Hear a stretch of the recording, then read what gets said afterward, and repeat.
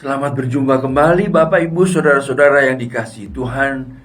Melalui media ini kiranya damai sejahtera dari Tuhan, perlindungan dari Tuhan, penyertaan Tuhan selalu ada bersama-sama dengan saudara-saudara sekalian. Hari ini kita hendak berbicara dari surat Yakobus pasal 1 ayat 2 sampai dengan 4. Begini bunyinya. Saudara-saudaraku, anggaplah sebagai suatu kebahagiaan apabila kamu jatuh ke dalam berbagai-bagai pencobaan. Ini kalimat yang kurang enak. Sebab kamu tahu. Bagaimana kita bisa menganggap itu sebagai suatu kebahagiaan? Sebab kamu tahu bahwa ujian terhadap imanmu itu menghasilkan ketekunan. Dan biarlah ketekunan itu memperoleh buah yang matang, supaya kamu dapat menjadi sempurna dan utuh dan tak berkekurangan suatu apapun. Atau di dalam kalimat atau dengan kata lain, engkau hidup berbahagia, sempurna, utuh, tidak kekurangan dalam apapun. Benarkah kita bisa menghadapi pencobaan dengan sikap hati berbahagia? Ini sepertinya kalimat yang bertolak belakang dengan fakta yang ada di sekitar kita, yang kita alami sendiri. Jadi perlu klarifikasi. Pencobaan yang dimaksud di sini adalah ujian terhadap iman kita. Seperti seorang siswa yang menghadapi ujian. Dia harus belajar keras, memanfaatkan setiap waktu yang ada untuk belajar, bukannya main game, bukannya melakukan hal-hal yang lain, tetapi fokus untuk belajar. Dan kegiatan itu biasanya dilakukan dengan hati yang kurang senang. Rasa capek, bosan, stres harus diatasi. Berapa banyak pertengkaran terjadi di antara orang tua dengan anak-anak hanya karena ingin menyuruh anaknya supaya belajar. Tentu ada tujuannya. Tujuannya cuma satu. Lulus dengan prestasi memuaskan. Memang dunia pendidikan kita, keberhasilannya masih diukur dengan nilai, dengan angka. Semoga ini akan berubah di waktu akan datang. Karena orang yang punya nilai tinggi, rapot tinggi di sekolah belum tentu berhasil di dalam pekerjaan hidupnya sehari-hari. Dan sebaliknya. Jadi untuk saat ini kita masih mencari nilai tinggi, lulus dengan prestasi memuaskan, summa cum laude. Kalau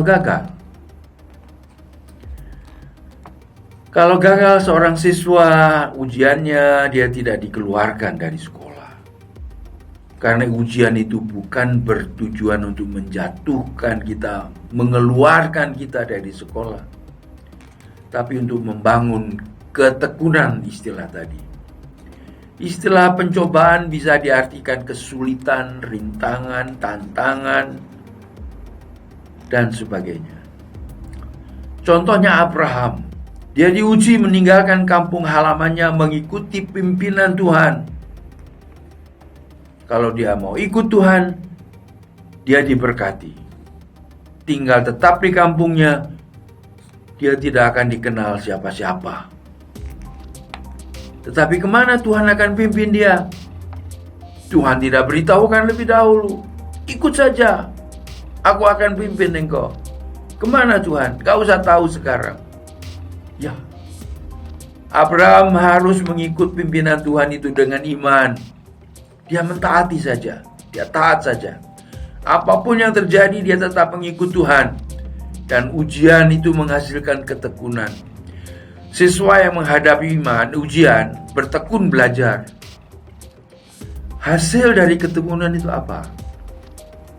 Ketekunan menghasilkan buah karakter yang matang, yang disiplin.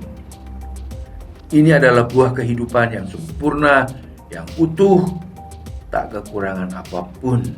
Ingat Mazmur 23 ayat 1, Raja Daud mengatakan bahwa Tuhan adalah gembalaku, maka aku tidak akan kekurangan apapun. Selesai dengan dunia, mengingat hasilnya yang luar biasa itu, kita dapat merasakan kebahagiaan ketika dicobai. Itulah maksud kalimat di atas. Ujian, ketekunan, buah kebahagiaan. Kebahagiaan kita digambarkan dengan kehidupan yang sempurna, utuh, dan tak berkekurangan apapun. Bahasa Greka dari berbahagia yaitu makarios. Seperti khotbah Tuhan Yesus di bukit dalam Matius 5-7, Tuhan mengatakan, berbahagialah. Kriteria-kriteria untuk mencapai kehidupan yang berbahagia itu out of the box, di luar dunia ini. Contohnya, berbahagialah kamu, berbahagialah orang yang miskin di hadapan Allah, karena mereka yang memiliki dunia ini, memiliki surga, kerajaan surga. Berbahagialah orang yang berduka cita, karena mereka akan dihiburkan. Lalu bertolak belakang. Tapi itulah jalan kebahagiaan.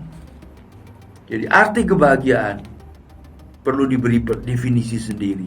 Makarios, kebahagiaan, artinya adalah ketenangan batin yang tidak bergantung kepada gejolak perubahan apapun di dunia, di luar kita.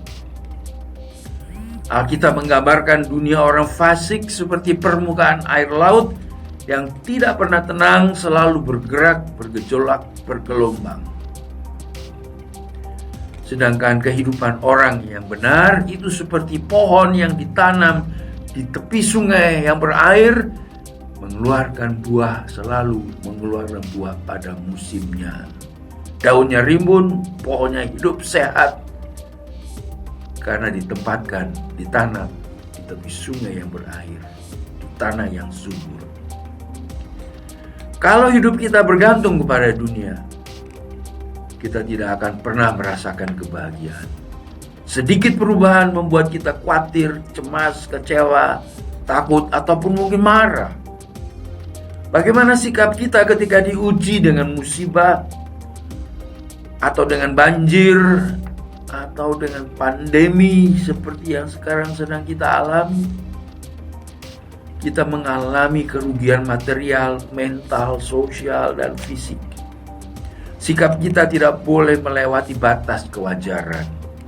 Kesal, kecewa, khawatir, dan sebagainya wajar.